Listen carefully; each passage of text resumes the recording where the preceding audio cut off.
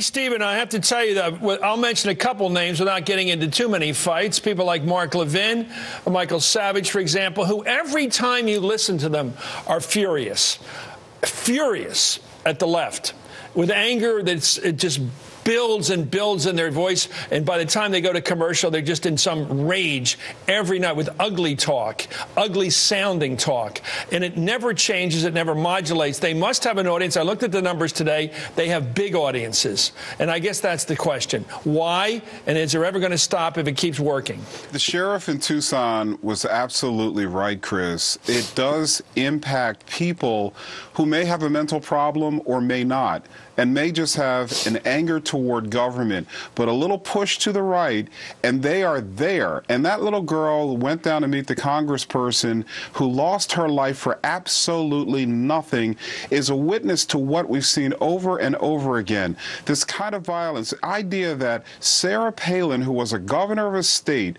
would put crosshairs over congressional districts, and then a week or so later, a congressperson is almost fatally shot, and a federal judge is killed, and other bystanders who came out to meet their congressperson were shot the way they were.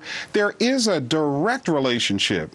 This person, I get that he's mentally ill, but how do we know that what he heard on his radio, saw on his website, did not impact him to make that decision?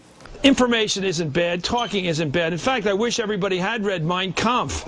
In a society like ours, arguing over policy, arguing over what our role should be in the world, shouldn't be unpatriotic or seen as unpatriotic. In most cases, should be seen as the essence of patriotism. Giving a damn about our policy, what it ought to be. Arguing, standing up and having a real debate. We didn't have that when we went to war in Iraq.